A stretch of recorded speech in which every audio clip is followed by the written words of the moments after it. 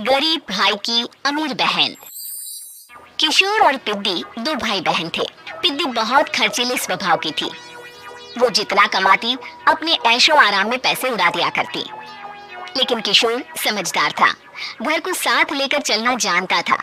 अपनी बहन की जितना कमाता तो नहीं था, लेकिन फिर भी वो किसी तरह घर का खर्च चला लेता था। एक दिन पिद्दी किशोर से कहती है, किशोर तुम थोड़ा ज्यादा क्यों नहीं कमाते? मेरे दोस्त रोज मेरा मजाक उड़ाते हैं। अरे बहन, मैं कोशिश तो कर रहा हूँ। अच्छा सुनो, अगले महीने रक्षाबंधन है, मुझे सोने का हार चाहिए, इससे कम कुछ भी ना लूंगी। अरे दिला दूंगा बहन। किशोर को पूरी रात नींद नहीं आती। उसके दिमाग में बस ये चल रहा था कि उसकी माली हालत इतनी बिगड़ चुकी है, अब वो सोने का हार कहाँ से लाएगा।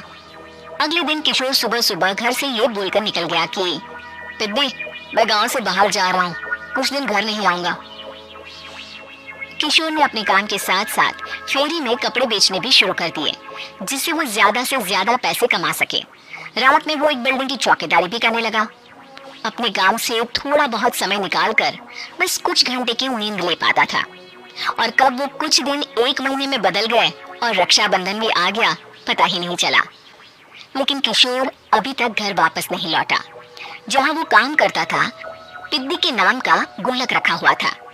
किशोर ने उस गुल्लक को फोड़ा और सारे पैसे इकट्ठा करके एक सोने का हार खरीद लिया। घर में पिद्दी किशोर का इंतजार कर रही थी। तभी किशोर आता है। कहाँ चले गए थे? 4 दिन का कहा था और 1 महीने से पता नहीं कहाँ गायब हो गए थे। मैंने बस एक हार मांगा था और तुमने तो घर ही छोड़ दिया। अरे मुझे थोड़ा काम मिल गया था। कुछ नहीं, सब समझती हूँ, बहाने थे तुम्हारे। अपनी बहन के लिए इतना भी नहीं कर सकते, कैसे भाई हो? चलो यहाँ बैठो, राखी बांधती हूँ। पिद्दी ने किशोर को राखी बांधी। वैसे ही किशोर ने अपनी बहन के हाथ में सोने का हार रख दिया। उसकी खुशी का कोई ठिकाना नहीं था। वो मिठाई खिलाए बिना ही नेकलेस लेकर चली गई और शीशे के सामने अपने गले में हार रखकर देखने लगी। किशोर ने लड्डू उठाया और खुद ही खा लिया। ऐसे कई साल गुजर गए। एक दिन पिद्दी की नौकरी छूट गई।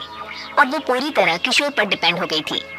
आए दिन किशोर को अपने महंगे महंगे शौक गिनाकर उससे पैसे मांगा करती थी। किशोर कुछ पैसे देना, मुझे पार्लर जाना है। किशोर बिना कुछ बोले उसे पैसे दे देता। ये क्या, 500? अरे इतने में तो मुझे पार्लर में एंट्री मिलेगी बस। अच्छा देता हूँ ना ज्यादा। कैसे भाई हो, अपनी बहन के लिए इतना भी नहीं कर सकते। किशोर ने जेब से 2000 का नोट निकाला और उसे दे दिया।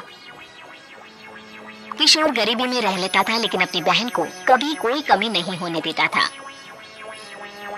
बेटा, पिद्दी तुम्हारी बहन है, उसे कभी किसी चीज की कमी मत होने देना और उसका ध्यान रखना, क्योंकि भाई का फर्ज होता है अपनी बहन का ध्यान रखना। किशोर ने माँ की कही ये बात हमेशा के लिए याद कर ली थी। शायद माँ की इसी बात की वजह से किशोर पिद्दी की हर जिद पूरी करता चला आ रहा था।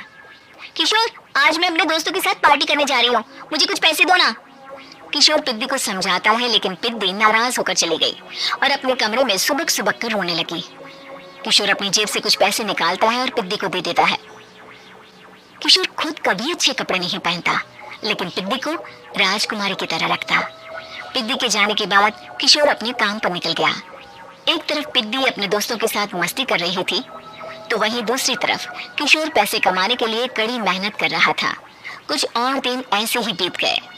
एक दिन पिद्दी एक लड़के को लेकर घर आई और उसे किशोर से मिलवाया। किशोर, मुझे इस लड़के से शादी करनी है, लेकिन उनके मम्मी पापा बोल रहे हैं कि उनको दहेज में एक कार चाहिए, तभी वो मेरा और पंकज का रिश्ता कबूल करेंगे। लेकिन बहन, कार खरीदना कोई सब्जी खरीदने के बराबर तो नहीं है।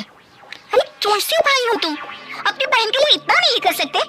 देखो, मैं ज्यादा इंतजार नहीं कर सकती, तुम्हें 1 साल में मेरे लिए कार खरीदनी ही होगी। अच्छा पंकज, एक काम करो, कल तुम अपने माता पिता को घर बुला लो, मैं उनसे तुम्हारे और पिद्दी के रिश्ते की बात कर लेता हूँ। अगले दिन किशोर के छोटे से घर में पंकज और उसके माता पिता आते हैं। बेटा, तुम्हारी बहन ने हमारी शर्त तो बता ही दी होगी। जी बेटा, तुम तो इतने छोटे घर में रहते हो, दहेज कहाँ से लाओगे? मैं अपनी बहन की खुशी के लिए सब कुछ कर सकता हूँ। पंकज और पिद्दी का रिश्ता तय हो जाता है। किशोर अब अपनी क्षमता से 4 गुना ज्यादा काम करने लगता है। सुबह सबके घरों में न्यूज़पेपर फेंकता, दिन में मजदूरी करता और रात में चौकीदारी करता। खूब मेहनत करके किशोर ने अपनी बहन की शादी के लिए पैसे जुटा लिए। उसने अपनी बहन के लिए कार खरीद ली। जब वो पिद्दी के ससुराल वालों से मिलने गया तो उन्होंने किशोर से और पैसों की मांग की। इस बार किशोर हार चुका था। पिद्दी, पिद्दी माफ करना, मैं तुम्हारी शादी उस लड़के से नहीं कर सकता। वो लालची लोग हैं, उन्हें सिर्फ पैसों से मतलब है। देखो किशोर, मैं पंकज से ही शादी करूंगी। क्योंकि पिद्दी ने तो किशोर की बात ना मानने की जैसे कसम खा रखी थी। किशोर ने पंकज को घर बुलाया। पंकज, तुम अपने माता पिता को समझाते क्यों नहीं हो?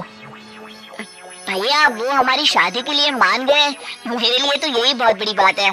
हम एक काम कर सकते हैं, दहेज की रकम में से कुछ पैसे मैं आपको दे देता हूँ। अरे लेकिन समाज वाले क्या कहेंगे?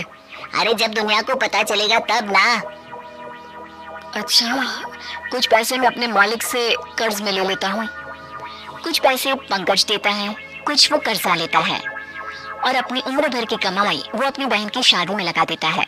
आखिर में पंकज और पिद्दी की शादी हो जाती है। पिद्दी की विदाई के बाद किशोर बिल्कुल अकेला पड़ जाता है। अब उसका कमाने में भी मन नहीं लगता। उधारी वाले रोज घर में आकर बैठ जाते हैं। अरे किशोर, अब तो पिद्दी की शादी को 5 साल हो गए, अब तो हमारा पैसा लौटा दो। चाचा, पिद्दी के जाने के बाद किसी भी काम में मन नहीं लगता। अरे तो हमारा पैसा कैसे वापस मिलेगा? जी, कुछ करता हूँ मैं। किशोर के ऊपर बहुत सा कर्जा चढ़ गया था, इसलिए उसने तय किया कि वो ये घर बेचकर सबके पैसे लौटा देगा।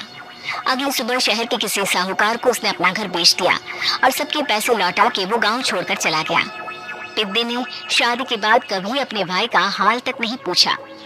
किशोर को फर्क नहीं पड़ता था, बस ससुराल में उसकी बहन खुश है ये जानकर उसे खुद की खुशी मिलती थी और ये सोचकर कि उसने माँ से किया हुआ वादा पूरा कर दिया।